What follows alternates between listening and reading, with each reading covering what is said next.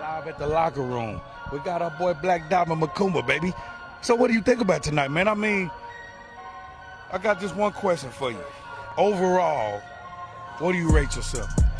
I give myself a B. I could have done better on a couple things on the field and defense, both sides of the ball. I could have done better.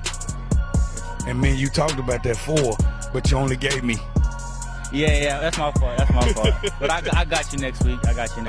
You getting the snaps in. The coach is feeding you the ball, so it's really all on you at the end of the day, correct? Yeah, that's all of me. I just got to make plays when I get the opportunity to make plays. Next week, what you think? Next week, you know I said I had you. I got you with the 4. I got you. Appreciate the love, Black. No doubt. Keep doing your thing, bro. We got Coach Finna, baby. We've been waiting on this. He's been a little hot tonight, despite of the team and what do you average? What you gonna give them when you go in the locker room tonight? What's their average gonna be? Straight up. I mean, across the board, what's their average on the grade or how they did tonight? I'm talking offense, defense. I mean, I feel like we played down. You know what I'm saying? I don't feel like we played Jaguar football. You know, and I get it. You know, those guys have a lot of friends over there, and the rivalry is not what it was. You know, so at the end of the day, you know, the same fire that you would have, you know, coming from this community is not there. So, I mean, we was talking about it at halftime. These kids over here, like, chopping it up and talking. And so it's like, you know, so I understand that to a certain degree. And then, you know, our boys, they teenagers. So at the end of the day, you know, they probably don't want to, you know, go hard on them, you know, but it's all about us getting better. And so that's really what I'm focused on with my boys is that we're going to evaluate them just like every game. And we did see a lot of negative things just because I didn't feel like we played the way that we coached them this week. And so we just got to mature. We got to mature as a team. And I think that's really what it boils down to. So the big question is, I really don't want to focus on next week, but you know what you got to do as a coach, and you doing your job. But it's still up to the coaches to coach the kids up for the game next week because I feel that it's a payback. No, I'll tell you first thing first. Anytime we don't have success, it's on the coaches. There's no doubt about it. Whether we turning the football over, whether we not making plays, it all falls back on the coaches because I feel like we're supposed to be the ones getting them prepared for the game. So no matter what the situation, it's not the kids' fault. Now, they're the ones out there playing the game. I can't catch the punt. I can't catch the touchdown for them. But I feel like at the end of the day, if they're prepared and they're mentally locked in, we're going to get the performance that we need from them. So looking at next week, our expectation is to win because it is payback. But at the end of the day, I feel like we're the better team. We just got to come play like it. Man, Coach Finn, I so appreciate it, man. Thanks for everything, brother. Thank you. We'll see you next week. Much love. Thanks a lot, man. Y'all heard it from the locker room, man. It was really love, but I got one more for y'all, man. I got Fresh, and I got one of my other babies right here, boy. Man, babies right here, man. What you think? I mean, I seen you cutting up, man, but I saw some fire, but then you kind of you act like they was your friend over there. Talk to me about that. Nah, because, when I got that long run, right. I kind of had messed my knee up. It started hurting, so I started limping. I didn't feel the same energy no more. So at that point, I'm just saying, when the knee hurt, it's mental after that. Let these people know how mental it is. You know what I'm saying is, let them know, man, because is you protecting yourself at the end of the day? You know what I'm saying? It depends on how bad you want it. Right.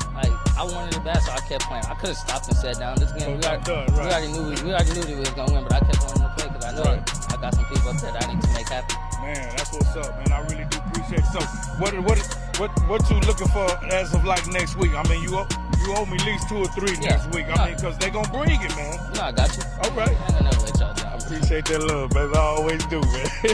We see you next week on the field, man. Hey, y'all seen it right straight from the locker room. And then I got to get my boy Fresh on here, man, because this boy here, hey, they even had my boy up. He was finna be one of the kings tonight, but they chose a little somebody. Football players really don't lose, but we're going to let that ride tonight, though. But Fresh, on the all in all, man, Black Diamond gave me his percentage and all that. What was your percentage tonight, really, what you give yourself, Fresh? Man, I had a couple opportunities where I didn't make a couple plays. Right. But, we got put in some, situations where we couldn't move the ball, and we got to do better than that with that. And, defense shut it down. Yeah. I did my thing on defense. That's right. And I'm gonna get better every week. Right. So next week, Dribble Springs is home. So I'm glad you brought that up because I was going there anyway. So you feel, and I already see it as you being the leader in this. A lot of them gonna be looking up to you, Fresh. You know what I mean? So I'm not gonna tell you what kind of game you're gonna have. You're gonna have to show me, correct? Yes, sir, definitely. I'm gonna go out there, play my game. I'm gonna do me. Yeah. I'm gonna be a leader of this team. We're gonna come out here and get the win against Dribble Springs up in our hometown. They gonna bring the crowd. All right, bro. They gonna bring theirs. We gonna bring ours. That's right, University. I had the bomb him. He wasn't special. I love you, baby. Take care, man. Already. Keep doing your thing, Fresh. Y'all seen it live from the locker room, baby. I got interviews, baby. We got the players on the field. We got Coach Finley in this. We got me and Ray Jack live at the locker room. We just want to give one thanks. The big thanks is to Do Right Network, man, for showing us love and allowing us to get on this camera and have this spotlight at this time and everywhere we go, man. We appreciate the love. Thank everybody. God bless.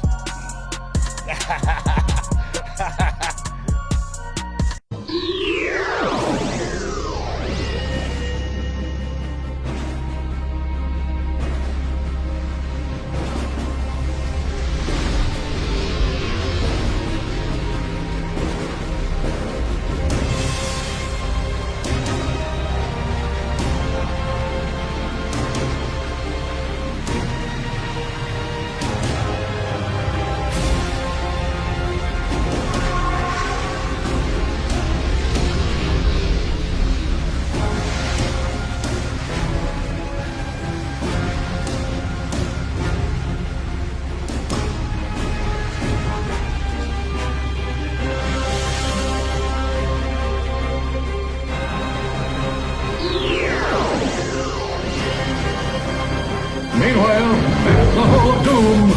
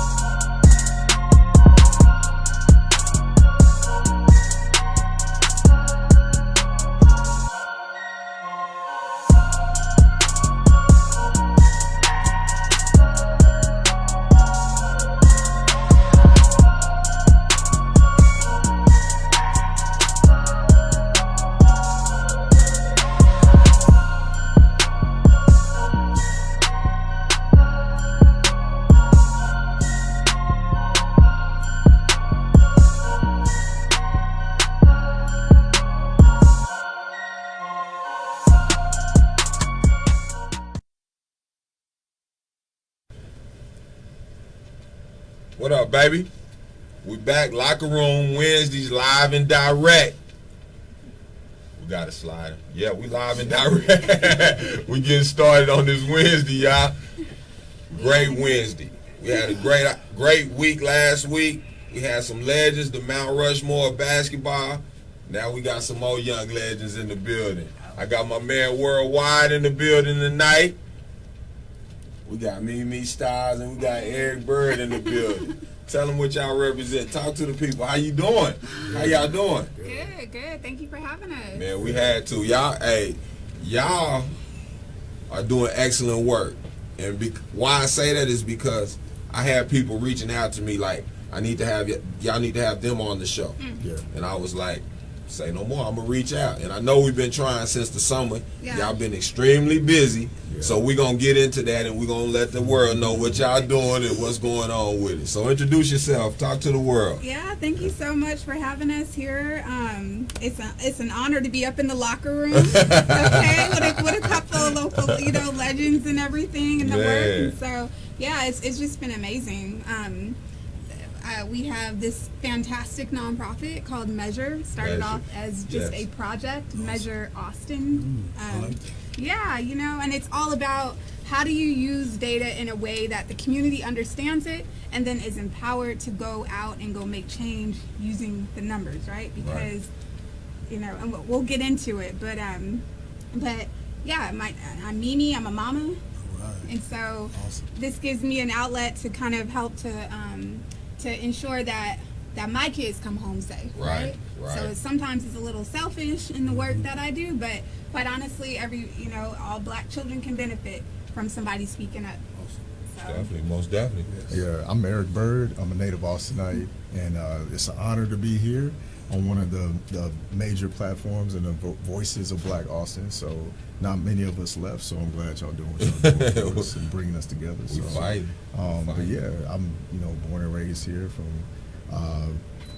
Norman Elementary to Dobie to LBJ. Awesome. And yeah, this is what we do. So we use data to help people, and we're helping people in my community. So I'm very proud to be able to do that too. That's a Jaguar, y'all. Yeah. Say, hey, I tell you what, number diamonds over there, bro. Exactly. Number diamonds. They try to talk down on this side of the 35. We got some stalemates coming out of there, boy. Some real men. Go ahead. Absolutely. So let's talk about Measure. Yeah. Okay. Why Measure? What's up with Measure? Okay. I'm going to let Bobby get into that because he gets into that. He's going to ask you some heavy questions. Please do. Stay ready, Bobby. Okay. Stay ready for the question. Yeah. I'm jump on me like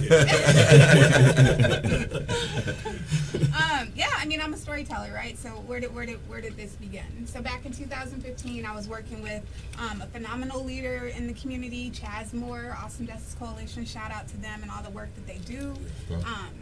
In the consistency of that organization. But I was working with them. I was on a panel with the now chief of police, the mayor, several other people. The great Ora Houston was on that panel. And we were talking about community policing, right? Right. And they're like, oh, it was kind of like this, in response to the Black Lives Matter movement, like, what are we doing with community policing? How is, and so I was on that panel, and I know that I was supposed to be the angry Black woman activist, right? You know how they like try to tokenize us, right? Oh yeah. Yeah, they're like, oh, can you sit and can you be the voice of the community? Right. What, Yeah, exactly. And so on that panel, I said to myself, I'm like, you know what, self, if I go in this direction, and be angry and lead with gut emotion, then I probably will not get the buy-in to make real change, right?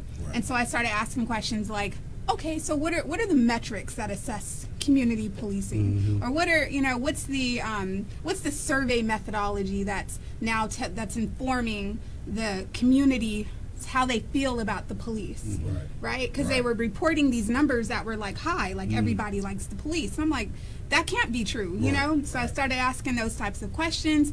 At the same time, at a national level, President Obama was asking the same exact questions about using data in order to identify like how we feel and how what's really happening. And so it all kind of collided, and Measure came out of that. The mayor actually told me, chief actually told me, hey, think of a solution and then come back. Especially when a Black woman gets it, you know what I'm saying? Yeah, go think of something. So this is what we thought of. We thought of, let's bring people together. Let's talk about how we can create some actionable metrics that assess and evaluate what what community policing should look like to us. So. Yeah, you know what's crazy? Because it's funny that he threw it back on you. Because at the end of the day, it's on us anyway to make the change. That's right. You understand? It's on us to step up and do what we know is needed in our community to just make something happen. Go ahead. Right. So I was introduced to Measure in 2017. So I was a social media activist. And so I would speak my mind online and, do my research and say, nah, you're wrong about this, but that means nothing. Like, that doesn't matter. And a lot of us are like that. Right. A lot of us love to speak out behind a computer screen and, say our thing and then move on with our lives. Right. And so with Measure, I got the opportunity to actually do something. And I saw the post from me, we're looking for volunteers. So I was like, you know what, I'm gonna go and do something real. And I volunteered, and they put me on a project that was addressing the curfew here in Austin. And so we've had a curfew since 1990 at that point, and it was in response to gang violence that happened downtown. So an old man got hurt, they said we're going to institute a curfew. That curfew only affected black and brown youth on the east side of Austin, primarily southeast, so primarily Hispanic males were arrested. In a 3-year period, they showed us a map with all the dots. All the dots were on the east side. Like the people on the west side didn't even have kids. So we got rid of it. So using that data, we were able to convince the police department, the courts, and everybody else that was sitting at the table, we need to get rid of this. Right. And they did it. And they stood wholeheartedly. The police chief stood up at city council and said, we need to get rid of this. And as council members said, well, you're gonna bring it back, right? Like if it don't work. And he said, no, we need to get rid of this. This is not helping. Kill the program. Kill it. And so that was my first experience with Measure, and it was a great experience. And so I've stuck with it ever since and just kept doing the good work. I mean, it really helps us put evidence and put something solid behind how we feel. Right. And that's what matters, is putting something solid behind it. So y'all working in the trenches. Yeah.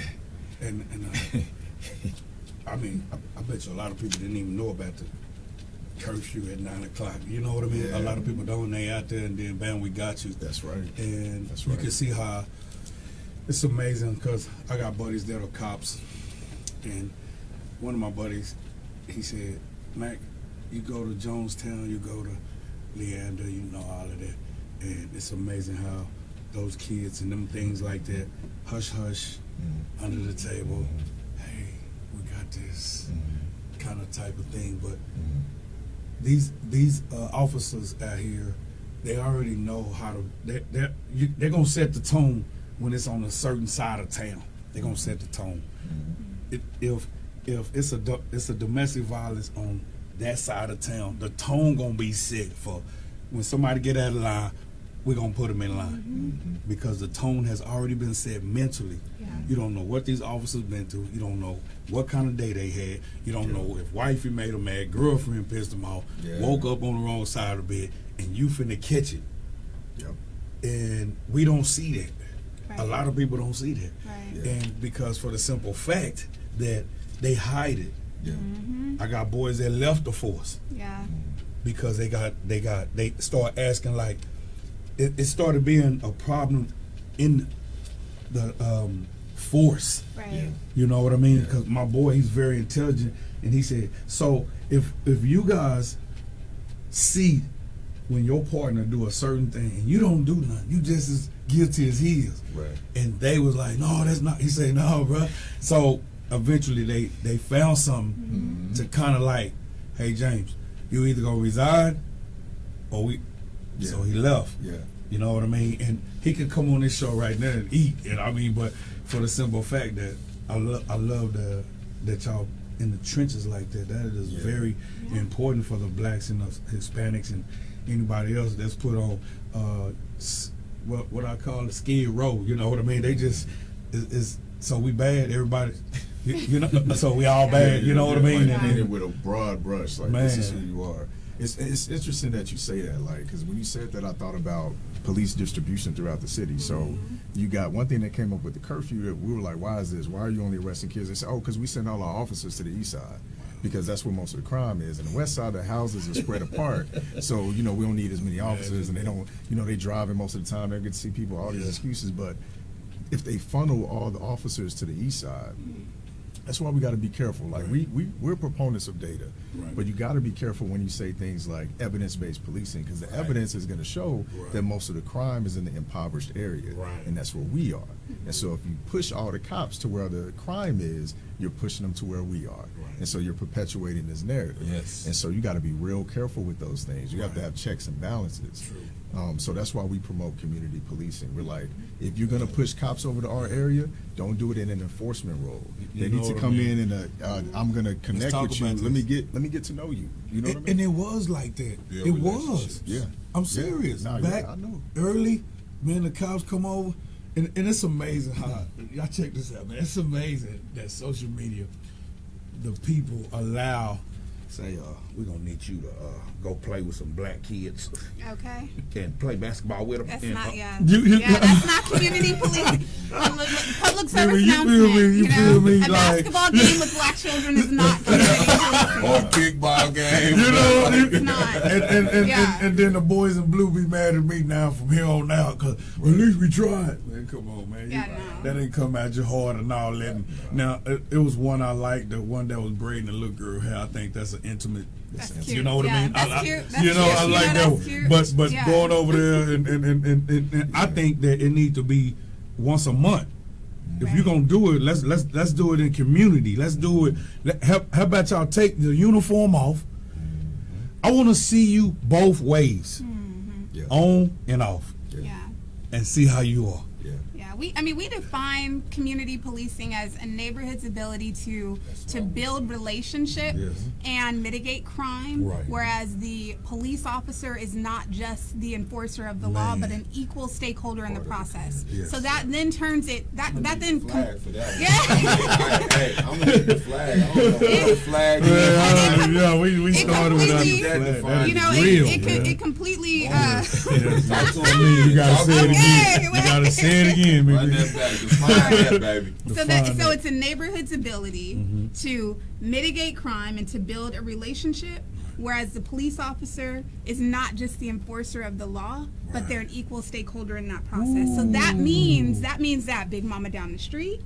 That means that our public health, advocates. That means that little Johnny, community servants, police officer, teacher, so and so. It's everybody's working together in order to keep their neighborhood safe. You know what I'm saying? Because a lot of times too, and something that you pointed out is that we do expect the police to do some things that they have no knowledge of how to do, right? And so then we're like, we need to switch the script, right? Like, where is public health in this? You know what I'm saying? Like, how are they addressing community policing, right? And so, and then there's that other piece that you mentioned, police officers coming in and so forth. They need to be able to give up some damn power. You got that right. There has to be a transfer of power to the community. Empower the community to let them know, like, this is how we want, this is how we want you to engage. And so, and that's sort of where Measure comes in. It's like, how do you want your neighborhood? So tell me this Measure, the name Measure. What does that stem from? What is it? Any symbolism behind it? I mean, absolutely. It's all about key performance indicators, right? Like, I want in Pflugerville, I want 0% of children. 0% of, in particular, black children being charged with assault, and so that's our goal. It's all about having a goal and a target, and then we don't say anything until we see that there's a disparity. So you're not gonna, you will never hear me and Eric say, like, oh, this is how we feel. We're just not. We do have feelings. We do. Yes, we do feel certain ways about certain things. Exactly. Definitely. Especially when you can see it from afar. And exactly. you know what I mean, and you see it coming. It's like, it's amazing how that we own this, but it's amazing how we change, but they don't. So hold on, you tell us to change, but he not changing. He's still coming out with the same, rogue. You know what I mean? And you like being you like, all right, man. I'm when the cops see this, you know what I mean? And this, the threat is over. Now, and they could. I got buddies of mine. They'll go in. Man, that don't mean nothing. But I'm like this. That don't mean nothing. You like this. He like that. That don't mean nothing. So you said something important. You said they don't have to change, but we do. Man. And so my favorite quote is Frederick Douglass. He says, "Power concedes nothing without a demand. Never has and never will." And so that's A1 right there. We have to make a demand, and we've learned to make a demand by being loud, and we've learned to make it by marching and standing up. We're tough. We can do that. We have to make a demand in a way that they'll listen. And that's what Measure does. We use data and numbers, because numbers don't lie. Numbers never lie. That's big right there. Because that's in my notes. The second half right here, we're going to talk about your background and the numbers. What made y'all want to get into the numbers game, man? Locker room, man. We coming with solutions. We got real info in the trenches. Man, y'all going to rewind this episode like all of them and get some real data. Stay tuned. Second quarter Locker Room.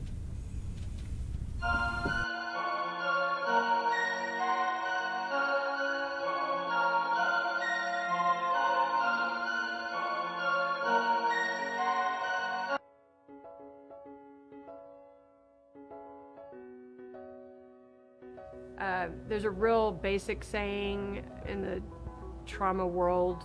I've been studying trauma-informed and responsive system transformation for years, kind of transforming the thought of what's wrong with somebody in terms of mental health, what's wrong with someone, and shifting that to what's happened to someone. I think it even goes further than that. The whole idea is about building empathy into the way that we understand situations, understand each other, and how we can find solutions together in a way that honors each other's experiences.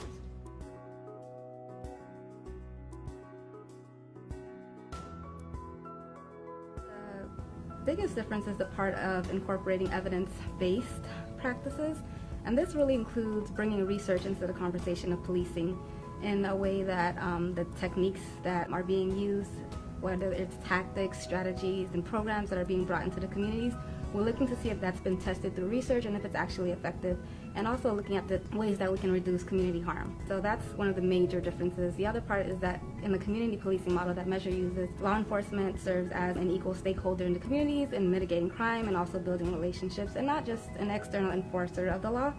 And so in that sense, it's different.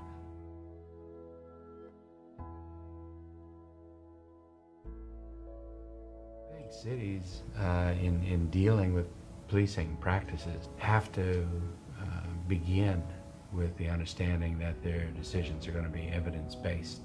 We know we can all make decisions about what we think feels right or what we think is going to work, and we can all work on hunches. But that day really is gone. The stakes are too high, and there's too much in public resources that are being spent. So we need to know now what's working and what's not. Community policing would be an example of that. Austin, Texas wants to move toward community policing because we want to be proactive rather than reactive in dealing with the challenges in our community. But how do we know if that's really effective? How do we know if that really works? So in a community like Austin, what we're doing right now is we're identifying the metrics that we expect to move with community policing. What are the metrics that we need to measure and then watch to see whether or not movement toward community policing actually delivers to us the things that we want. We can measure public sentiment and see how that changes. We can measure crime rates and racial profiling to see how those metrics move. We can look at use of force incidents and response times. We can look at discretionary arrest rates. We can look at officer job satisfaction and safety. Those, we can apply objective measures to those things and then determine whether or not or to what extent additional investments in community policing are helping us get to where we want to get to.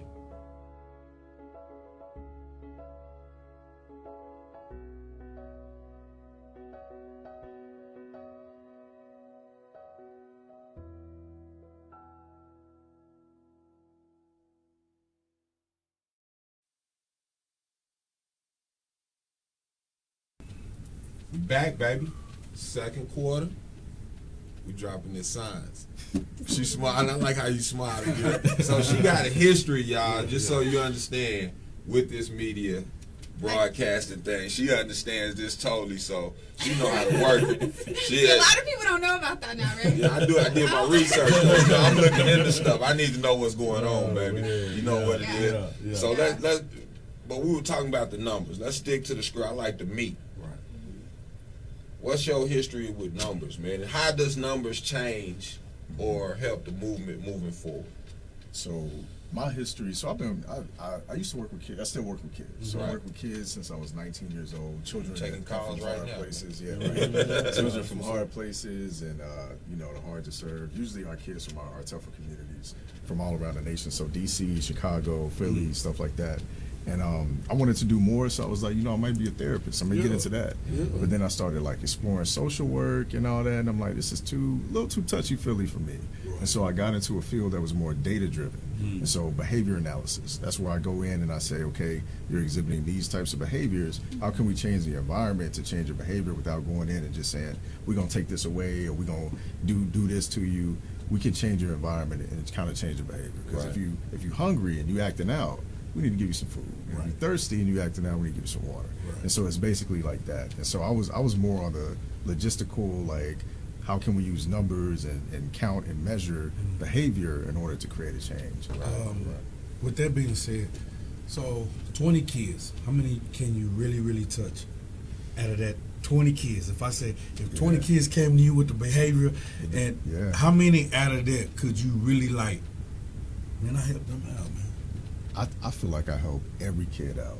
I've worked with kids who came to me, failed the program, and had to get kicked out, but they still like, hey, email me, hit me up, keep in touch. Right. You know, and they're like, you really did help me out, Mr. Eric. You know, as long as y'all plant a seed, it's hard, especially if they've been through 15, 16 years of trauma and abuse and all these things. It's hard to, it's hard. It's impossible to reverse that in 6 to 7 months. Spirit dry. Exactly. Spirit but dry. if you can plant a seed and give them a little water, something's going to come. It may not come. You may not be there to see it grow, but it's going to happen. That's on anything, though. Yeah, absolutely. Seeds don't grow in the same season. So with the data, how has the data changed and helped?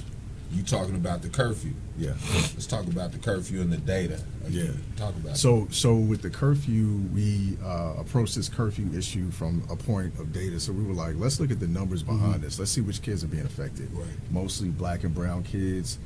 The east side of Austin, primarily the southeast. So you got kids in 404 Dove Springs area that are getting picked up and arrested and charged with curfew violations. Right. And then when they find those kids, of course, they get secondary things tagged on, like marijuana, you know, and stuff like that. And so they get charges and they have to go through this whole process.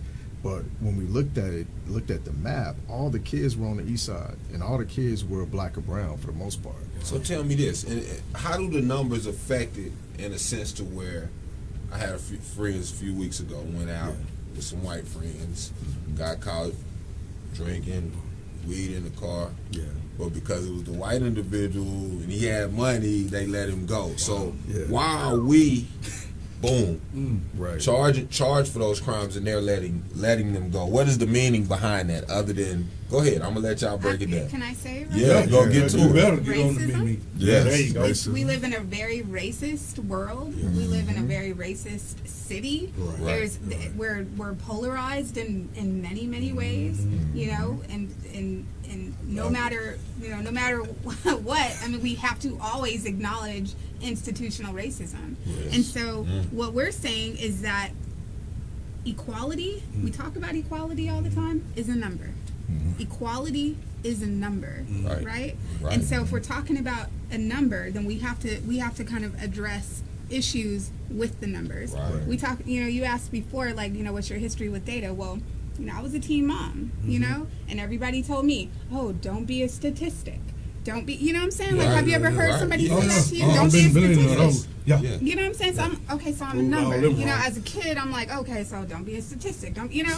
And so I took that as like, okay, if I'm not going to be a statistic, then I need to get ahead of the numbers. I need to figure out, you know, what is it that I'm not trying to be, and what, you know, does that make sense? What is it I'm not trying to be and Absolutely, trying to be? You can get mad. I can get mad over that. Absolutely, so you know, every statistic, we always say this, and you guys have probably heard this before, like every statistic is a person, like every number is a person with a story, you know, and so that's what we do. We call ourselves storytellers. That's right. And so we don't, you know, it's okay, you know, just to acknowledge the numbers, but we also have to make sure that we're telling the stories accurately that reflect those numbers, and then we have to make sure that we don't have white people telling our stories.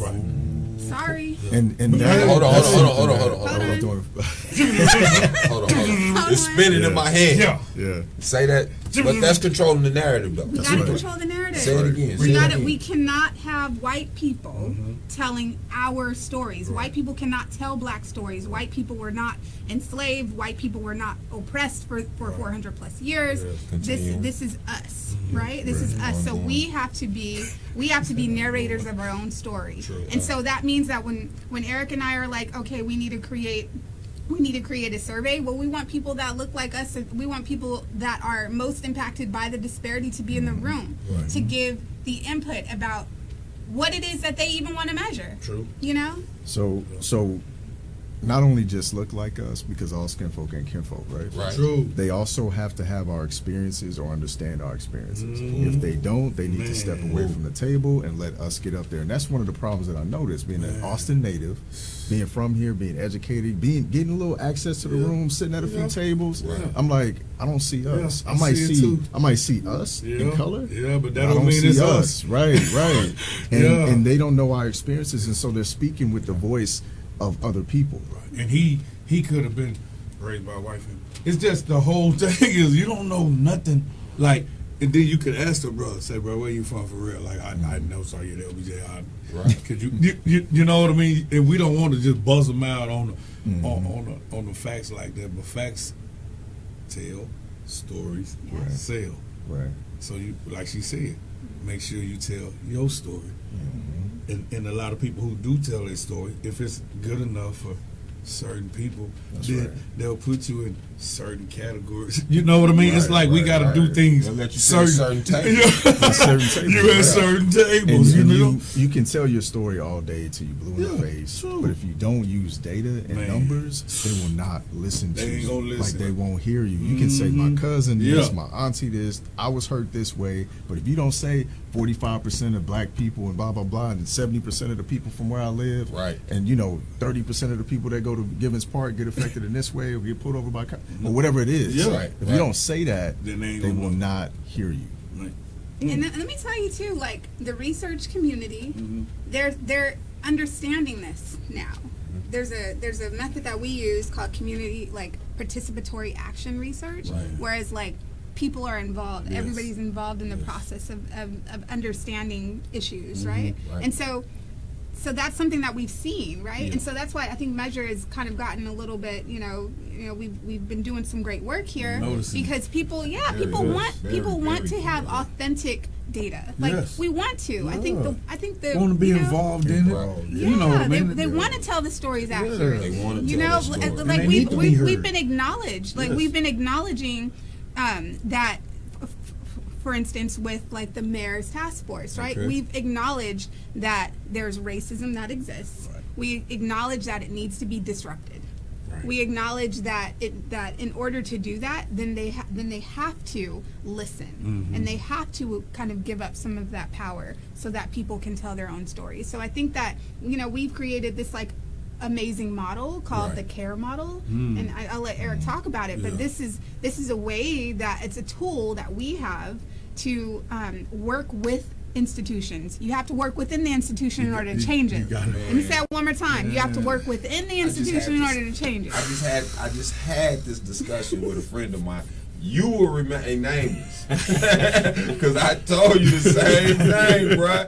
But go ahead. I'm not. Go ahead. I'm gonna let you talk about. Just like Mimi said, you got the community has to come first, and so I'll tell you how this model was developed later. But what it does is it helps to put us at the table. It helps to wait. Actually, it helps us to create our own table, and we bring our own chairs and all the food and everything that we like to eat. I love it. And so the CARE model is a way for people to be heard because we're talking about, okay, you got to use data, you got to do this, but we're not equipped with that.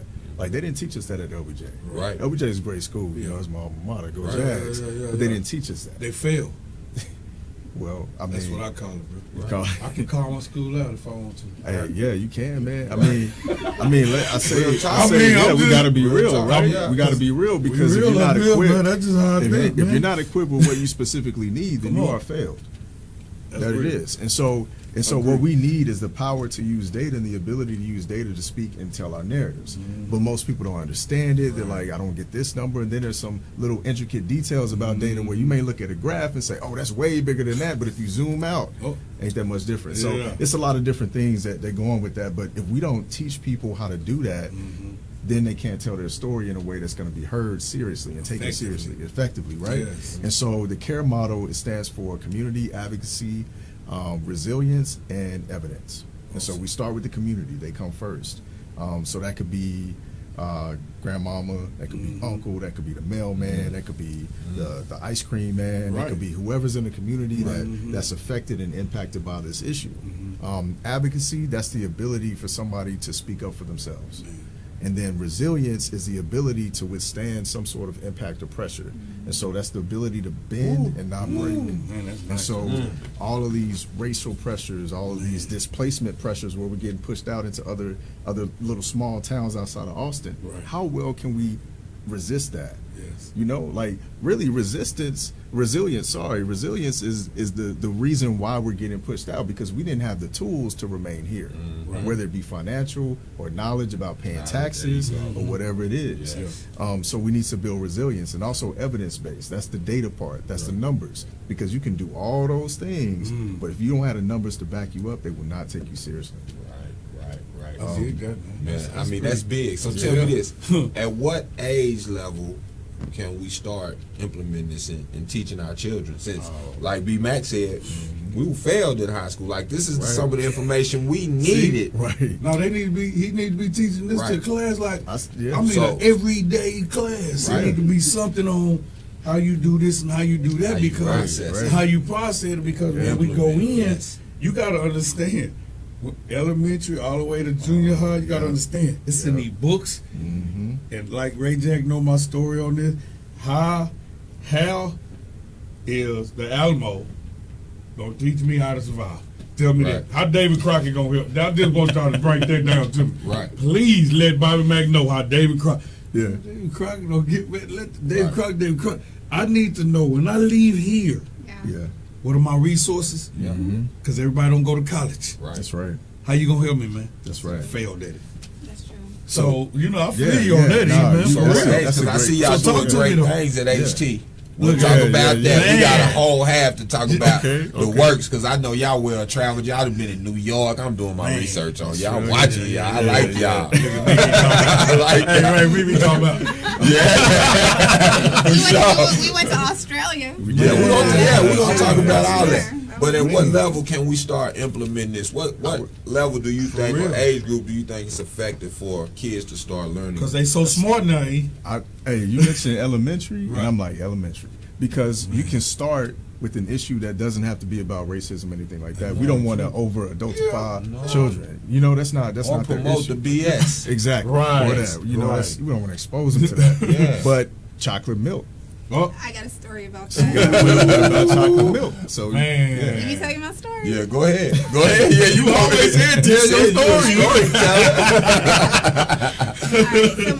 So I come from a family of activists. My grandfather worked between the Black Panther Party and the community as a community advocate, as a commissioner, you know, and for police in California.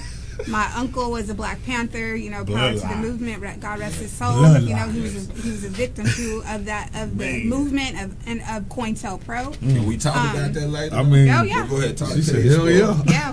Yeah, we can. My dad, you know, my name is Jamila Christiana Taliaferro. Jamila, you know, he got that from Muhammad Ali's daughter, you know, because my dad marched for, you know, to be called Black, you know, during the Black Power movement. And so I grew up in this home, right? And you know, I was in elementary school. I was in 3rd grade. Wow. And I'm going through the lunch line, and it was just white milk. And I'm like, I want chocolate milk. Why does all milk have to be white? You know, that was just the way I was processing my blackness and loving my blackness, you know, as a little kid. With your light-skinnedness. With my light-skinnedness. I call myself caramel. Okay. But what no such thing as no caramel milk. Right. So I'm like, you know, we're gonna organize. So I organized my 3rd grade class. We started a petition. Went to the principal, Mr. Dodd, and I'm like, look, I got this many signatures. And you know, in 3rd grade, you know, trying to do my thing. Go back to what, not to interrupt. It started where, B? At home. The house. Right. I'll let you said. Where did you learn my that? My daddy and my mama. Where? Right at home. Okay then, see? Right in the living room. And we talk about that, man. We sit home as we go into halftime. Then we're going to come back and finish the story because the horn went off, but we don't care. It's our show. We don't even bother. Talk to them about that home life, B, because it's important as we go. It's amazing because my son go to a predominantly, you know what I'm talking about. So, you know, but he's so intelligent and smart, and he's so I got to make sure, right, that say the right things, You know what I mean? Don't get too out of bounds. You know, but he's already processing. You know what I mean? Jealousy, hate. He already processing it, and he already seeing it. But he's the most liked. And I said that's a blessing and a curse. That's a great curse. Because see, because you can't do nothing wrong. Yeah. And when you do, Mr. Mack, you know your son. He said, I forgot. Oh man, y'all go. They called me my son, instead of him saying SHIT, he said something like it was something wasn't even close. Right. Well, you know we can't have that at the school.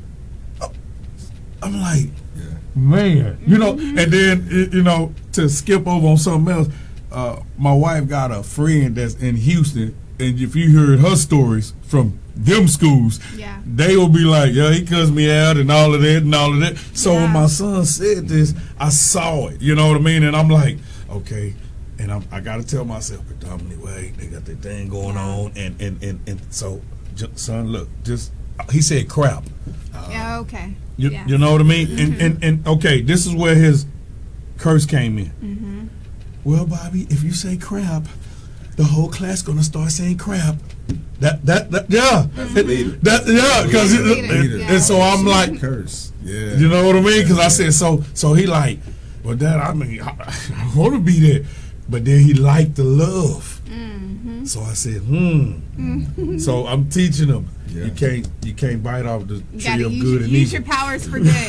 Use your powers for good. You know what I mean? So and but he 10. He trying to process it. But more and more, that's why I got him reading books, thesaurus words. So when they talk that talk, you can still walk that walk with him and say, yeah, I know what you said. You know what I mean? So and it happened at home, man. Like when, you know, Ray talked to his son, real. All the time. Hey, straight crazy, and he processed it. All the time. At home, on the field. Us, you know, smart and everything. So solid that he get the best of both worlds. Man. And it started home. It's a balance. Yes, what mom that's and what dad you got. do. Exactly. Yeah, exactly. that's what she got, man. So we're gonna go into this halftime. No facts, right? No Mac facts today. No, I'm mad right now. No Mac facts. We out here grinding. We're gonna run some stuff, but we preparing for more Mac facts coming. But let me do this real quick. Can I tell y'all that Chris, them sausage? Tell them about. It's good. Ooh, it's so good. Sky's Kitchen. Best sausage I taste. Come on. Sky's Kitchen. Yes. Chris Robinson. Man, He Chris came Robinson through, boy. came through, man. Sky's Kitchen. We're gonna pull out a sausage link. So you see them on the screen, they live and direct. You got full. Second half of the locker room, man. Stay put, man. We got more real insight, real knowledge right here, man. We'll see you after the break. Locker room.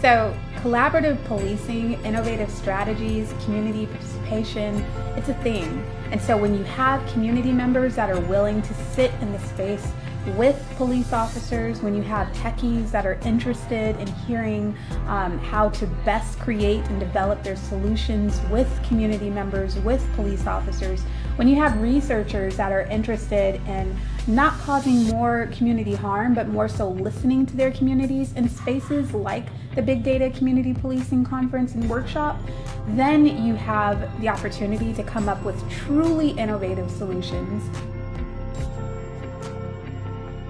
We believe in the power of data and using numbers in order to inform policy, ordinances, procedures.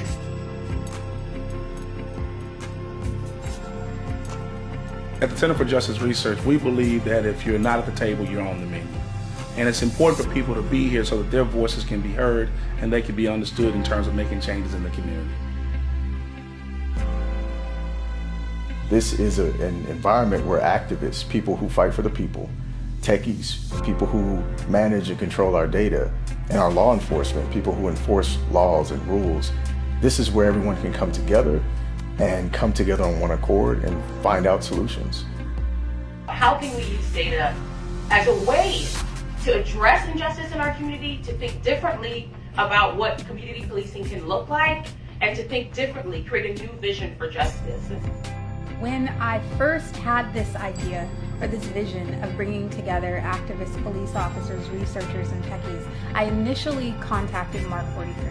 I initially thought to myself, you know what, this company is new, they seem to be innovative, they're young, they're fresh. I contacted them to ask them if they would come behind this idea, and they said yes. When people of color own their own data and own their own narrative, there's power in that. And there's so much power right here at Texas Southern University, because you have researchers of color, you have people that are into the data and that can understand it and then interpret it, and then when they're interpreting it from their own experience, which qualifies them to really make some real change within their community. That's why it's so exciting to have the partnership with TSU, Dr. Howard Henderson, and the Center for Justice Research.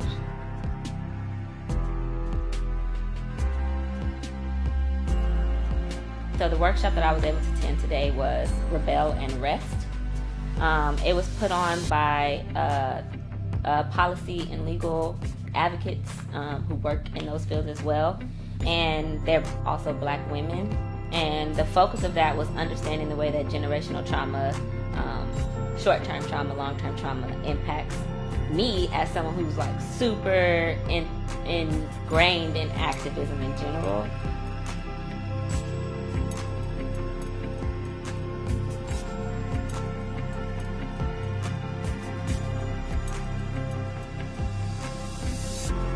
Instead of us honing in on de-escalation from the sense of policing and encounters with police, we look at de-escalation as another form of fight or flight. So taking people outside was a really great way of getting people to tap into their bodies, to tap into how they're feeling in the moment.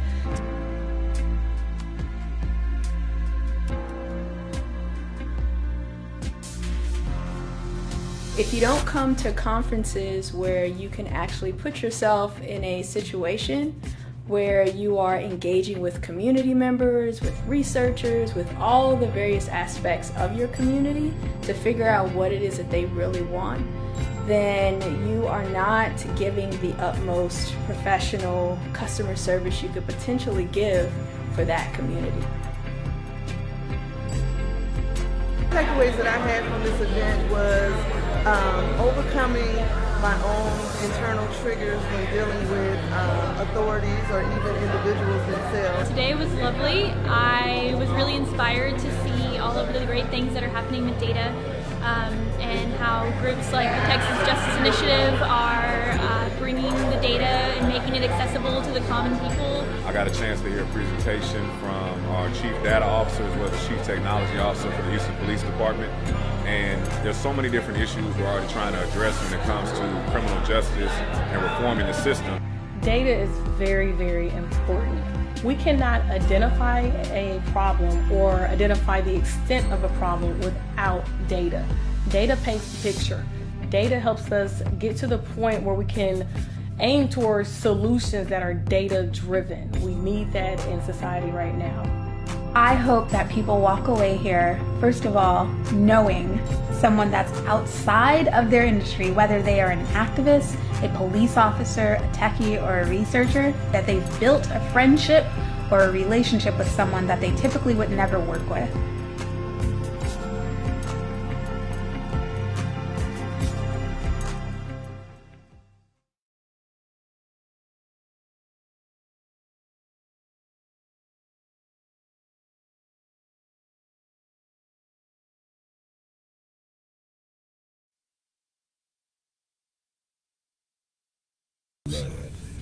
Hey man, we back. Second half, man. We got some deep discussion. I wish y'all could hear what we were talking about at halftime, but we're gonna get lightweight into that, man, because we didn't get a chance to give y'all the Mac Facts. My man Bobby Mack is putting together a hell of a series for y'all at halftime for these Mac Facts. But we got to talk some health with my new friends, and we found out some valuable information. My man Eric has been a victim of a stroke. Mimi has had a heart attack. Y'all heard that? Ages. Talk about ages. Let's talk about age. How old are you, Eric? I'm 34. Me. I'm 38. Okay. So y'all saw that, right? Y'all heard that? Man. So tell me what happened with the stroke. Let's talk health. Let's All talk right, health. so Because this is the locker room. I was 28 years old. At this point, I was working out, and so I had went out to the club the night before. You know, didn't really eat much breakfast. You know, went to the gym. You know, I'm good. I'm 28. You know, I think I can do this, right? Worked out super hard. Played basketball for an hour and a half. Just stayed on the court. Just kept active, winning. man. Just Then you know, working full body workout. Took my cousin home. And I'm driving home, and I'm like, man, I got a headache. And so I got off the phone with my cousin. I just laid. I pulled over into it was a Sunday afternoon. I pulled over into like this business center, this the strip mall, and when nobody around, I was just like, I just need to lay down, and this would go away. It got worse, and so I'm like, okay, this ain't good. Right. Then my body kind of shut down. I couldn't move.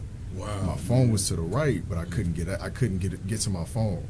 And so when you say your body shut down, my body shut down. Are you telling me there's no movement? It wasn't movement without a serious effort. So I couldn't do big movements. Right. I could only like motion myself, and so I rolled out of the car. At first I threw up, then I rolled out of the car, and then I kind of climbed back in and kind of was just sitting like this for I don't know how long. And a man came by, and I never saw his face, but I heard his voice. He said, "Are you okay?" And you know me, my pride, my 28-year-old pride, I'm like, I put a thumbs up. Wow. And he said, "Are you drunk?" And I said, "Nah, I don't drink." But I must have been slurred because he couldn't understand my voice. Man. And so he said, "I'm gonna call an ambulance." And I put another thumbs up, I'm good. That'd be great. And so I got there, and then they put me. They didn't know what happened. They thought I was dehydrated because I was wearing gym clothes. I'm sweaty, so they assumed that. But then headaches came. My vision was all off. All that.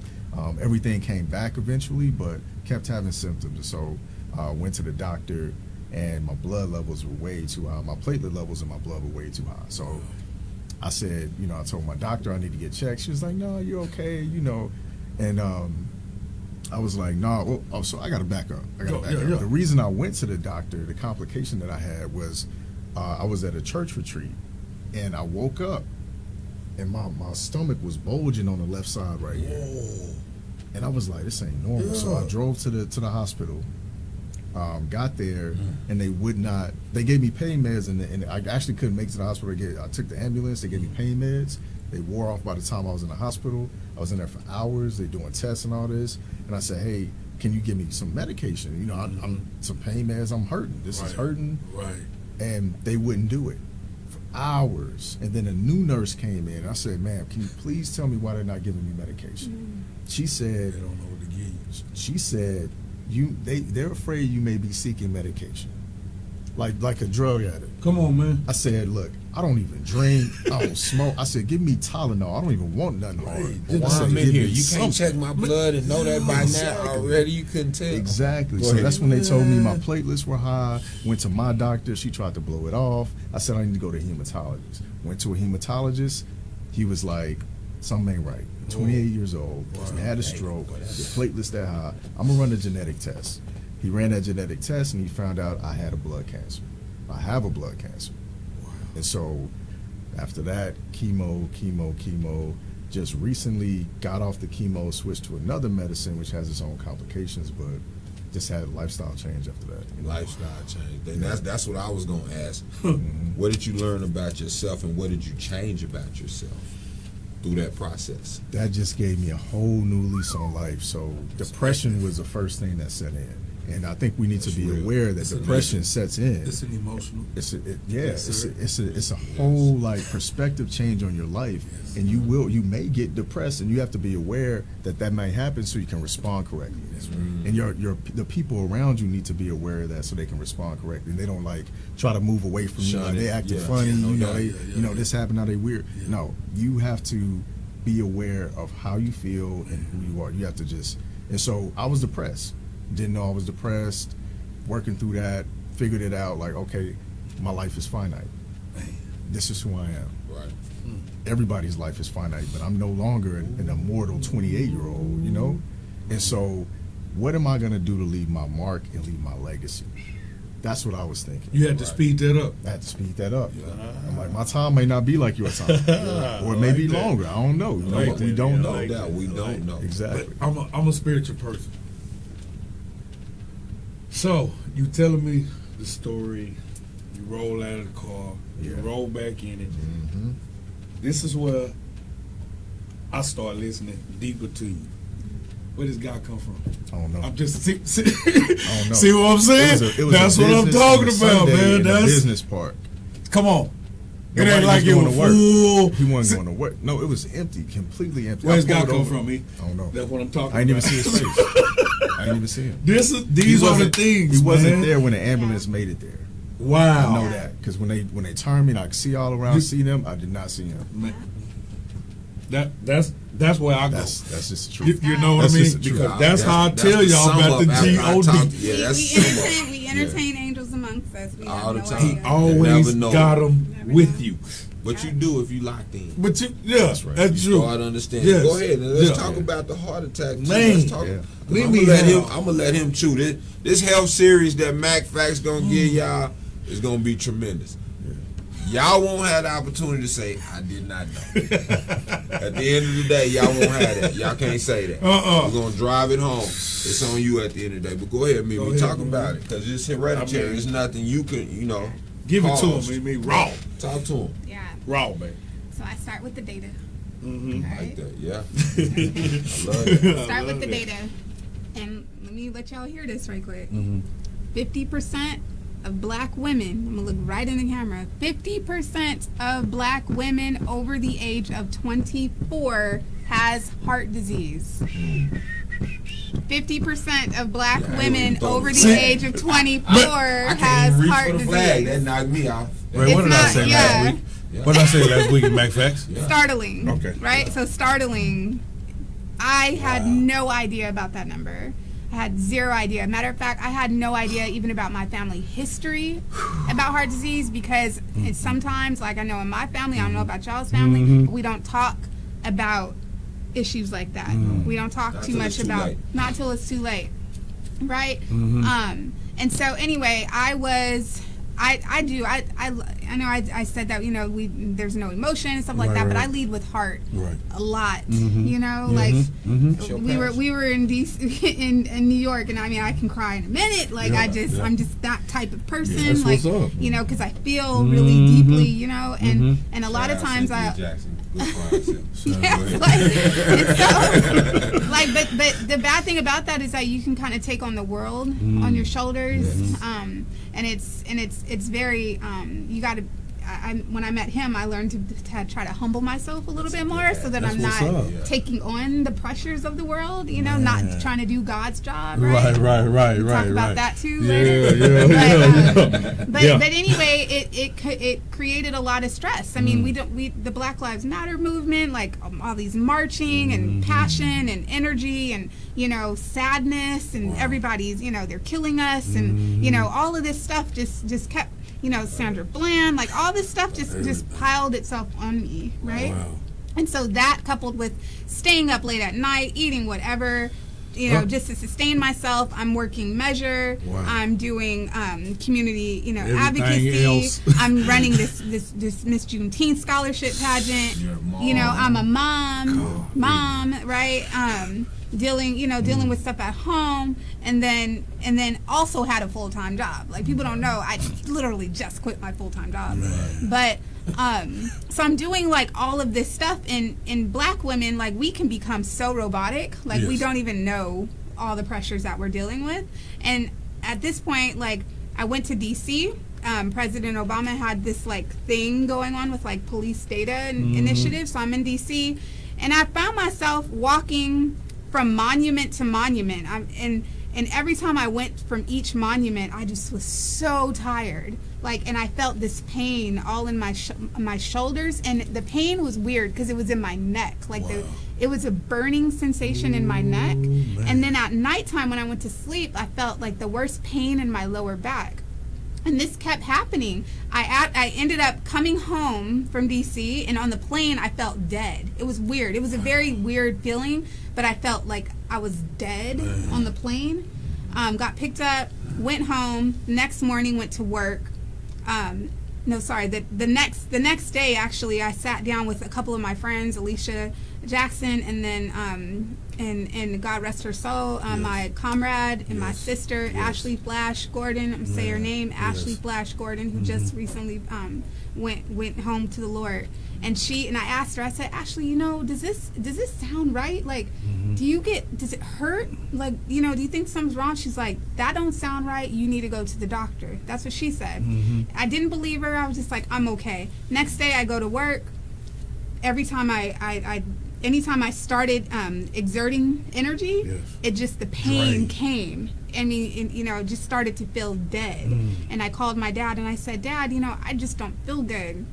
Something's wrong. I don't feel good. And my dad is very intuitive. He, like I told you guys before, he knows me like no one else does, right? And he says, Mimi, he said, go to the hospital. You're having a heart attack. Wow.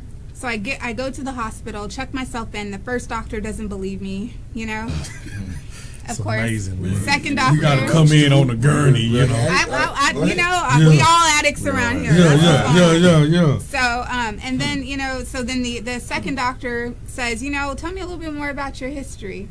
I had just found out about my heart history because I had just asked my dad, why are you saying I'm having a heart attack? Yeah, like my dad was like, oh, well, my sister did, my brother did, your grandmother did, your great grandmother did. Like, I'm like, dang, That's why it's important to know this, man. So it's important this is real right here. Yes. That's why we got to keep connections so we can know each other, so we can know. All right, I'm sorry. Go ahead. It's okay. Yeah. I like these people. I like these two right here. Yes, man. We like these people right here, man. But go ahead, talk to them. Tell them your story. Let's talk about that. Yeah. So the second how doctor. How did that change your life? How did that change the course? Man, you know what? Honestly, I took a good evaluation of my life afterwards, and realized that I was doing things in a way that was not at all putting myself first. Like I've been a mom since I was 17 years old. Right. Okay. Love my little queen that I've created. Love my two amazing sons and everything. But at the same time, I give and give and give and give and give and don't really think about myself at all. So self-care, is now important for me. I'm not all the way there, but let me tell you what, I got a big old jug of water right now. Shout out to Fatima. Shout out Fatima Man, Community Advocacy Restoration Project. That's why I got my big old giant huge cup of water now. And I find my self-care also and coming out in ways of like empowering other women with this knowledge, because once women know the statistics about black women in heart disease, like now we can go get checked. Like there's some basic tests that you can go take right now to see what you're looking like. That's a Mac fact. He told him to go to the doctor. Didn't I tell him? I said go to the doctor because I think I made it. People took it as a joke. I said to certain women, they make the bacon, they pick it up, they come home, they cook it, then they serve it to you. Yeah. And you sitting your ass on the couch. Yeah.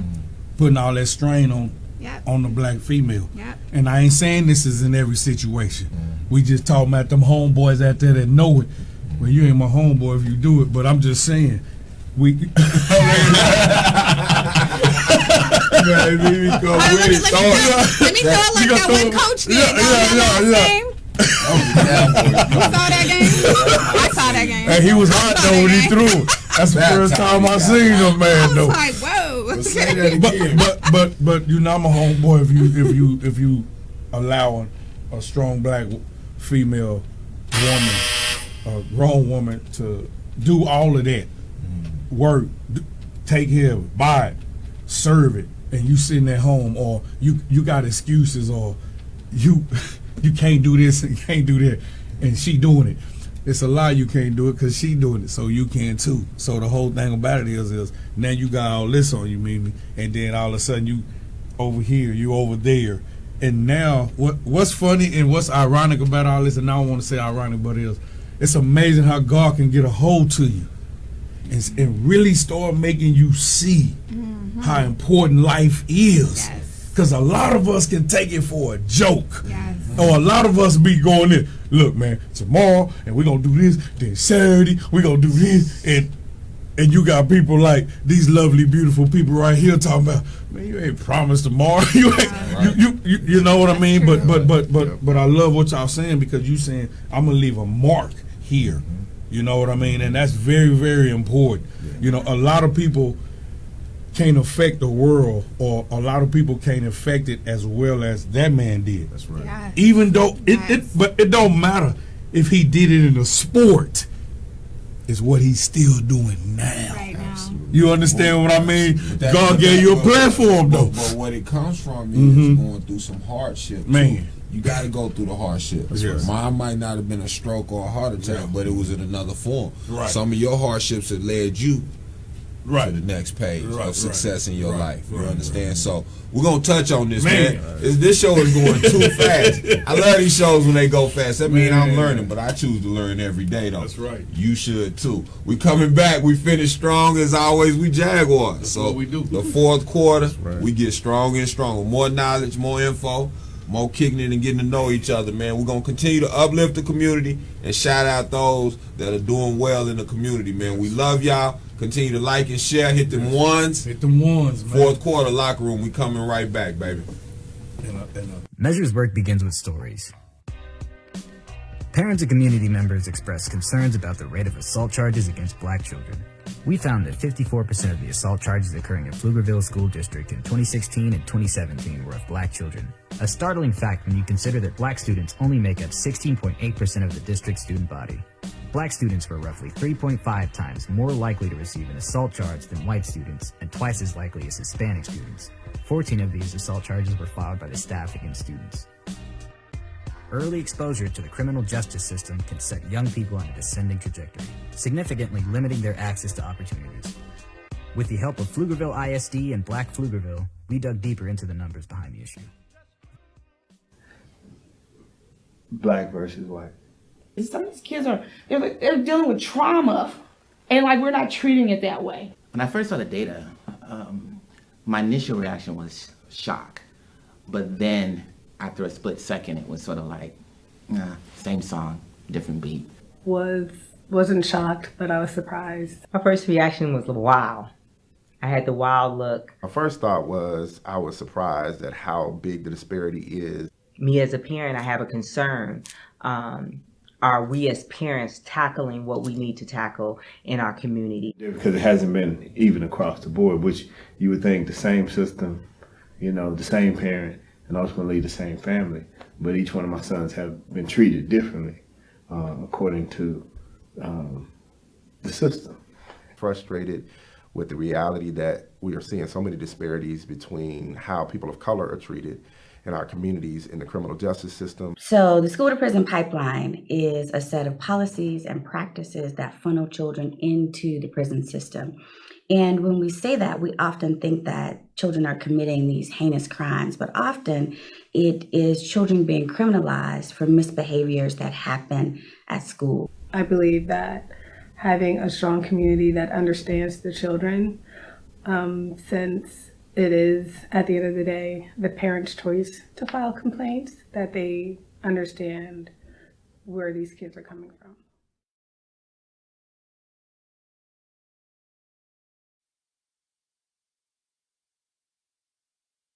As always, fourth quarter, I already figured it out.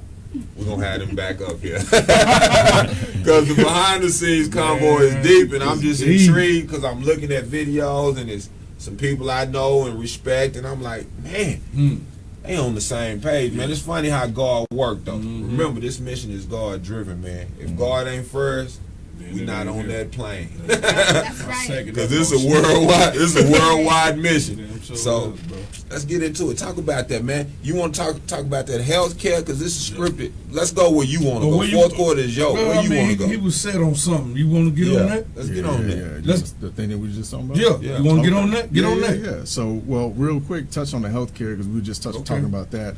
Life expectancy, if you live in a zip code where more than 20% of the people are uninsured, so that means that only Yeah. So if more than 20% of the people are uninsured in your zip code, you only have a life expectancy of 76.8 years.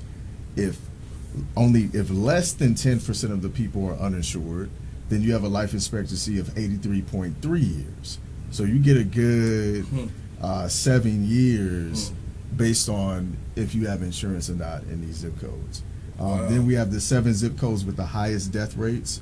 They're all on the east side of Austin. Say that again, man. The zip codes with the highest death rates in Austin. Just read the last 2 numbers on some of them zip codes. Just the last 2 numbers. Yeah. That's all we need, right? Okay, so you got 42, 41, 02, 21, 54, and 24. Man. Highest death rates in Austin. Well, you get close to the 2-3, but don't you be sleeping. That's Travis County. Wow. The highest death rates in Travis County. It's almost good. Well, I'm looking at the map. Go ahead, so don't be sleeping. Yeah. I'm 2-4. Yeah, 2-3, 2-5, and 2-2, 5-2, 5-8, light blue. So those are the next ones. Yeah. And it's real. So talk about what we were. Go ahead. I'm gonna let you finish. Go ahead. Let me start off with real quick. Yeah, so because he'll get greedy. Yeah, I'll be tripping. You know what I'm saying? Go ahead. So again, we always, we start with the data. We start with the story, and so I got a phone call from my kid's school. This is when he was at a middle school in Pflugerville. And the school said, "Hey, Mrs. Stiles, you need to come down here because there was an incident with your son." So I go down to the school, and they said, "Okay, your son may be getting charged with assault." My 12-year-old son, who's perfect, who don't do nothing, right? Yeah. No, ma'am. Like, what happened? And so they said that he was involved in an incident where a little girl fell down. She was balancing her chair on his foot. She fell down. She hit her head and went to the nurse, and the nurse said that she had a concussion. And so we ended up finding out it was an accident. They know that I'm his mama, and they don't want to mess with me. Right. Okay? I'm sorry. Yeah. Black Panther. Not playing that. And so I was able to effectively advocate for my son, whereas he did not get a charge of assault. Awesome. A couple weeks later, I got another phone call from my very close best friend, who I call my sister, that my nephew, who's at the same exact school, was involved in an incident. Little girl fell over, bumped her head, went to the nurse, and the nurse said that she had a concussion. So I'm like, okay, wait a minute. My data mine is like, okay, this is the same trend happening. This is 2 black boys, 2 white girls. Everybody's gotten concussions. Like, what's going on? Yeah. And so at that point, then, I went back to my team at Measure. I'm like, we need to pull some numbers. We need to figure out what's really happening at Pflugerville. And so we did. We partnered with Pflugerville, though. Again, remember, you have to work within the institution in order to change the institution. And so we partnered with Black Pflugerville, which is another. Your name. Ray, don't do it though, Ray. Tell him your name. Right, say the first name, but not the last. Would you tell him that? Yeah, you draw snitch. I will. Lightweight put you out there. I'm sorry. It's okay. No, we said it right. You gotta fight with it. You got to partner within in order to change it, right? And so we're trying to uproot racist systems. So you're not even going to get into that space unless you're working with them. And so we pulled the numbers along with the institution, and they said, wow, this is a problem. They acknowledge that it's a problem. We have a rock star chief out there in Pflugerville. Shout out to Chief Jessica Robledo. She's doing some great work out there. Just had champions of change, right? But we saw the numbers, and I'll let Eric kind of talk about what happened next. Yeah, so in the 2016 data, what we found was that black students were 3.5 times more likely to be charged and arrested for assault than their peers. We also found that 54% of assault charges occurring in Pflugerville School District in the 2016-2017 school year were issued to black children. 54. Even though they only make up 16.3% of the population in Pflugerville ISD. Yeah. That's a disproportionate. He ready to eat over here. I just like the data. Wow, man. And so since then, we've been, keeping in contact with Pflugerville ISD. Right. We just renewed our partnership. And so they're like, okay, we've been doing things since then. First, we held once we got the numbers, we held a community meeting, and we brought everybody together. We had a panel. We talked about it. Superintendent was there. Chief of police was there. The chief of the school district police. And so they've been doing moves. And so one thing they're doing is they're participating. The counselors, all the counselors in the district, are participating in equity training. Awesome. And the counselors make a lot of the determinations about if a kid goes to a certain class, like if they get into an advanced math or not. And so changing the counselors' like cultural perspective will help our kids like go further and faster. Yes. The district employees. The district employs licensed professional social workers who are equipped to provide assessment and therapeutic interventions through a trauma-informed lens. So if you got that kid that's hurting, they know how to come in and address that hurt without addressing that kid. Oh, okay, yeah. That's nice, man. That's somebody wrote on here and they said, every community needs a measure. That's it. How does that make you feel when you hit? How does that make you feel? No, for real though, man, because of hearing you. Yeah, that's good. That's some good stuff. But that, because I know you. See, you a go-getter. You like, so every school, huh? So you know what we gotta do. We gotta attack. All right. Right? Yeah. Let's do it. Look, what you say? When they need the food, yeah, we gotta feed them. That's right. And when people out here see it and they notice it, then now it's time to act. And I know y'all gonna be all over it like anything else. So absolutely, you know what I mean. That's a good look though, man. Right. I mean, so have y'all seen the numbers in Pflugerville get better since y'all been with measures? So here's the thing. The very important part of what we do is we do public information requests for data. So we ask for them. We ask for the numbers. We just asked for the numbers, and the numbers just came into our inbox. So we're excited to be able to break down what it looks like now, to see if to measure it. That's what we do. We measure it. So how did this impact it? And so forth. So we're excited to do that. But we also have to understand that Pflugerville, what we're seeing in Pflugerville, what we saw in Pflugerville, it's a national issue, right? And so that kind of leads, that if you don't mind, that kind of leads me into like another project that we're doing, and it's to address the adultification of black girls. Ooh, let me tell you something. This could have been a whole entire. He said, hold on, partner. Hold on, partner. What you talking about? Say that again. It's called, little girl. Yes, sir. Yes, sir. And y'all saw her. So say it. So the adultification of black girls, that's the process by which a black girl is looked at as more adult, as less innocent, as less needing nurturing, as more sexualized. Okay. I'm a black girl, right? Yeah. He said, But he said, he leaned towards that. You a smart man. I'm fine, bro. So go on. Got that problem. Yeah. You on point, bro. Now, go ahead, baby. That's one of his main things, because his daddy told him that. That's why he asked you. I love it. Yeah, Coach Jack told him that. Don't marry no dumb woman, boy. That's what's up, man. But yeah, so it's the process by what, and so here's the thing. It's a historical issue. It's something that is embedded in the very fabric of America. It started out back in the day where you had a little black girl, tending the fire in her slave master's home, or sweeping up. Whereas, and then you had a little white girl at the same age, possibly playing with the little doll baby, right? And so here's the thing: the black girl was operating in the function that America had put her in, right? So her function was to breed. Her function was to clean or work, right? Like that was the function of what black women were supposed to be as enslaved individuals, right? But here's the problem. There's never been any intervention. Right? And so continually America, although we say that we're, the land of, opportunity, we're doing all these things, we're fighting the power, we're doing all this, but there has not ever really been a real true intervention to address the adultification of black girls. There was a study that was just done by Georgetown University. Let me shout them out right now because they're fantastic, and we're partnering with, I love to see her eat though, right? She get deep into it, man. I mean, she love this, bro. BB. I got Go busy. Look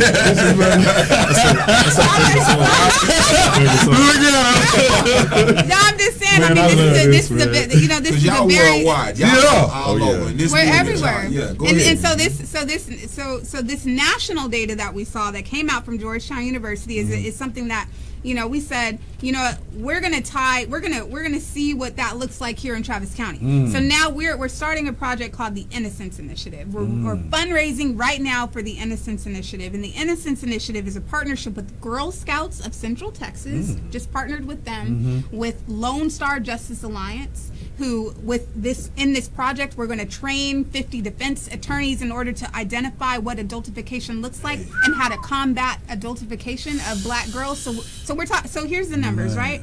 Black girls are, and this is what the result of adultification possibly is, right? So black girls are 5 times more likely to be suspended as white girls, and are twice as likely to be suspended as white boys, 2 times. Black girls make up just under 16% of the female school population, but account for 28% of the referrals to law enforcement and 37% of arrests. White girls account for 50% of female school population, but only account for 34% of referrals and 30% of arrests. So the numbers just don't add up, right? Not at all. The numbers just don't add up. And so we say that this could be the result. This criminalization, problems in school, and so there has to be miseducation, there has to be some intervention. And so we're working with, Community Advocacy and Restoration Project, that's Fatima Mann, and this other phenomenal nonprofit called Hearts to Heal. Shout out to Maria Brown right now. And we're black women. We have a white ally that we're coming together in order to say, okay, Central Texas, what does adultification look like right here? What does it look like? So we're going to come up with a survey tool. Again, this is contingent upon our fundraising efforts, but we're coming up with this survey tool. We're going to have a community healing event for black girls, so that this is not to say like, okay, black girls, let's have this healing event for you, because let me tell you something, it's the adults' problem, right? It's the adults' problem. And how many times, like, even as a black girl, like, how many times did I grow up and hear, even from family, oh, you acting fast, oh, you must be hot in the pants, like. So this study saw that the adultification of black girls does not just come from white people. It's coming from black people. This is now, we have to address what's really happening even in our households. Hell, let's even go bigger than that, right? Black boys, how adultified are they? Right? And then, I mean, even like, situations of like sexuality, like how many times, and Eric and I talk about this all the time, like how many times have, a black boy is no longer allowed to be innocent because people are putting unnecessary, thoughts and stuff inside of their head. They already saying it. Yeah, so we have to protect the innocence of our children. And a lot of times, I grew up and my mom pretty much sheltered us for a very long time, but you know what, I appreciate that. My dad was like that. I appreciate that. Yeah, they kept us woke and everything like that there, but your black girl does not, and then what makes me so mad sometimes is like, we can't shelter our kids. We can't hide our kids. I hear that a lot, I hear that a lot. No, you can't but go over there. You can't go. And it's, we have got to protect our children. We have to protect our children. And matter of fact, that's anti-racist work, and I'm excited to do it. So tell me this. Man, that's you said give me some more there, man. Give me some more there. That's deep, because one of the things that you said in there that we stress, a lot of people don't like this, is you are going to have some white allies. Yes. Oh, yes. On this movement. Oh, yeah. You know what I'm saying?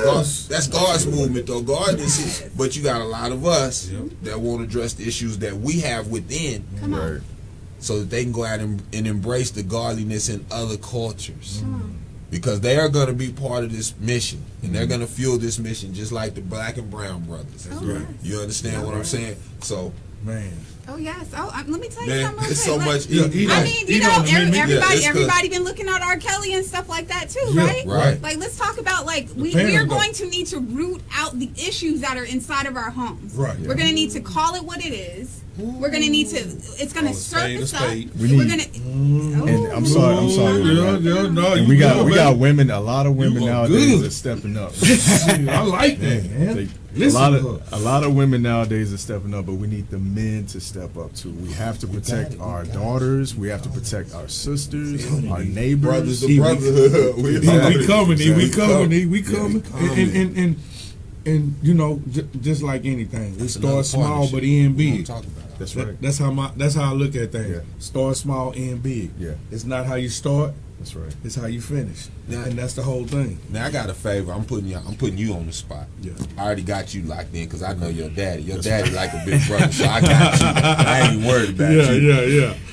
I need a panel for Mr. Do Right with these powerful women, and we need to broadcast this to the community and to the world, actually, because we getting followers all over the country, baby. Now this is God is blessing us. I need a panel. I'm gonna let you set the date and time. Yep. But I need our black girls to see powerful black women. Seeing is believing. You understand? And the only thing I ask with you doing the panel is leave 2 seats open. One for my wife and one for his wife. Because she been working. Worldwide Bobby. See, we got Worldwide B and Worldwide Bobby, which is his wife. We celebrate black love. If you didn't know, that's why I'm hype about this. You understand what I'm saying? So I need that panel. Absolutely. I'll be calling. Ms. Do Right, you heard that? She calling up the girls. Got to call Fatima right away. Man, that's my sister. But let's do that. Let's do that. Chick I know. So. Because y'all have so much information, so much insight. Can you please tell the people where we can find you? Got any information? Let them know where they can find y'all right now. Yeah, absolutely. They can get us on our website. You go to www.measureaustin.org, measureaustin.org. We're all over social media. Shout out to Precious Azare and her amazing work for keeping us relevant, raw, and real. And you can find us on Facebook at Measure. You can find us on LinkedIn, Twitter. You can hit me up at any time. I'm Mimi of Austin, and Eric. Mr. Byrd on Instagram, or Eric Byrd on Facebook. Yeah. BYRD. Awesome. Man, and if y'all listening to this, man, and the beauty of this story, and I'm gonna let Bobby Mack do what he do, Worldwide close us out. But in their successes, there have been a lot of partnerships and a lot of people playing roles. They have shouted out a lot of great businesses and a lot of people that are part of their team. It takes you playing your position to make this movement go, man. And that's what we need. Everybody to get in line, play your role to the fullest, and watch what God does with this. I'm gonna let you finish it, B. They talk so much. It's so much. I'm gonna be on the phone talking about tonight. Shout out Jerry Byrd too, man. I had a great conversation with you, homie. That's awesome, man. Go ahead. So, these beautiful people right here could teach a lot of the young people, even how to group up and stay up, even know how to work together and not hate. But she got that on. Kill that noise. Yeah. She got that on. Kill that noise. Yeah. Because when you get them right here, you're going to have them right there. And that's the whole thing, right? Yeah. So the whole thing is this. It's not how they start, it's how they finish. You know what I mean? Take very good heed to that, man. And same thing with the show. It's not how we start the show, it's how we finish. You know what I mean?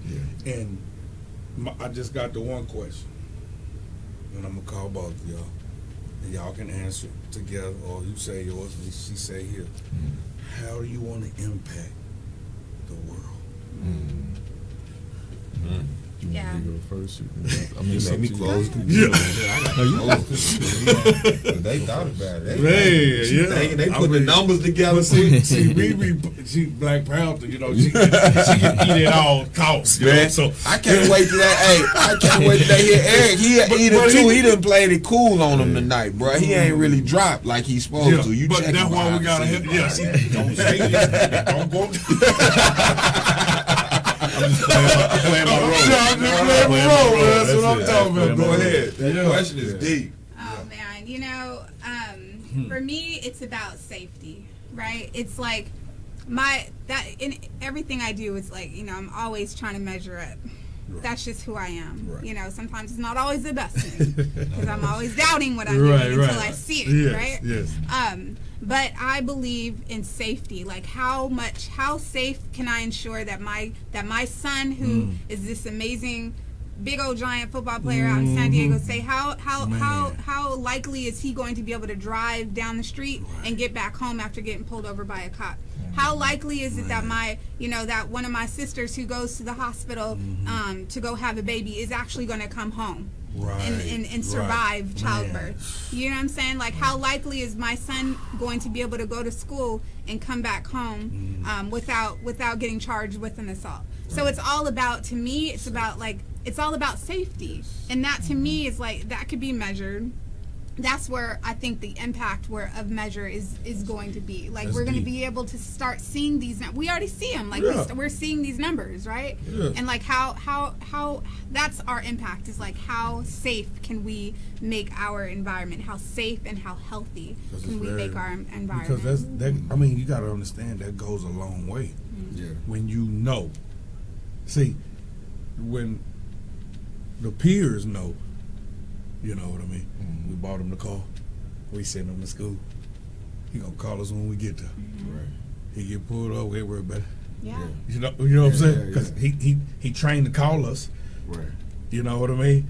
But a lot of us, we go there now. That's too different.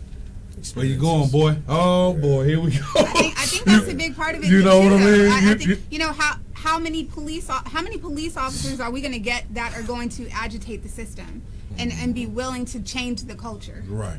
Yeah. And willing on top of that, me, because he deep, I'm deep. I want to look at them in their face and say, so how real are you, man? Do you always tell the truth? They need to have a psych question.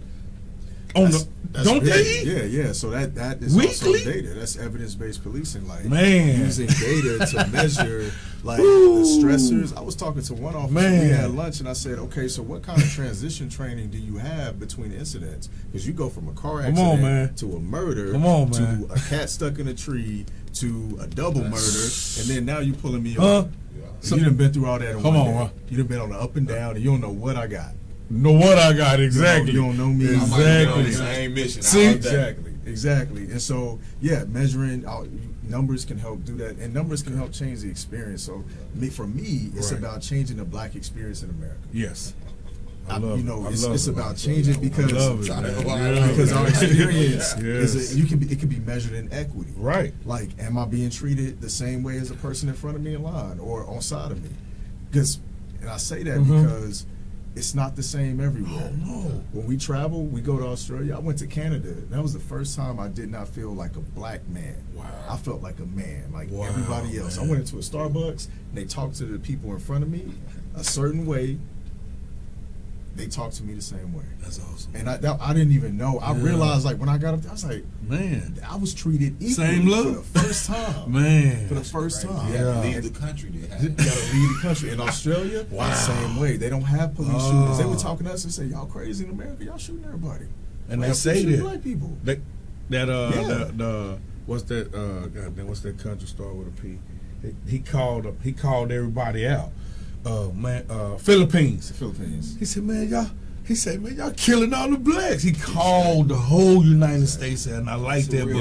But how you want to impact the world? I mean, you're already doing it, man. You know what I mean, bro? The Black experience in America. Like, we use numbers to say we're not equal here. We're being treated differently here. So we need to even up those numbers. We need to make those numbers equal. Yes. Equality. Right. We need equity. And we know that takes time. But okay, and then you look at it like this: how much damn time? Like, how much time do y'all need? We gave y'all this much, and so you telling me you need 10 more? Yeah. But I didn't already gave you that many. I'm gonna tell you, the data is a shortcut because that curfew ordinance was in place for, I think, 27 years. 27 years, since 1990 to 2017. I graduated. 27 years, and then once they presented that data, that's a shortcut to the answer. Yep. Got right to it, data, boom, cops on board. Yep. The chief of police was like, "We can't do that no more." Now tell me this, and I heard you, and I know we usually end it, man, but it's great conversation. I know, man. So with the numbers and data, do y'all have programs, and I know y'all touched on it, that y'all are implementing to help the numbers? Or are y'all looking for programs to help with those numbers once y'all collect the data? We have two right now.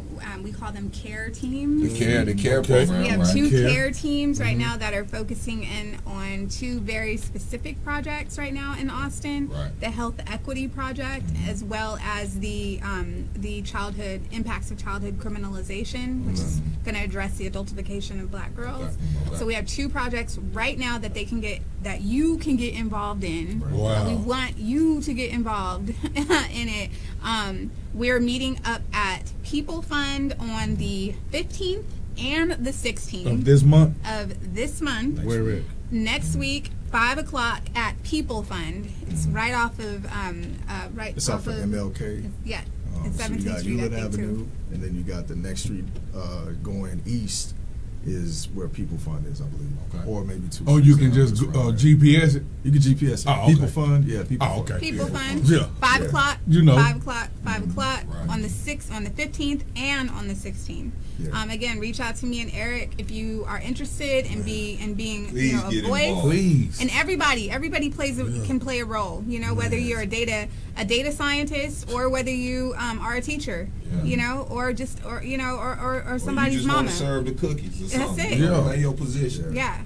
But it's valuable, man. This is a show that will be continued. Yes. We're gonna have y'all back on, Please, because I love the numbers, and we're gonna continue to give people solutions and information, valuable information that will change the course of their life and the way they think and process information. So I can't thank y'all enough, man, because these shows are normally for the people. Yeah. But man, God has been blessing us. These shows been for us, B. Yeah. Hey, man. Oh yeah. Patience is a mother. It took me some time to get him up here. I'm thankful that I had him here. You will see him again. Love and blessings on everything y'all do. Continued success. Thank you. We will be partnering. Y'all will see us with them again, though. Oh, yeah. Outside of the And locker they won't room. even be in here. Because we grinders too. Shout out to y'all for liking. Continue to share and support, man. Next week, we right back at it. Another great show. We're going to give y'all updates on that Dripping Spring game. We're going to have more information on where to find them and upcoming events as well.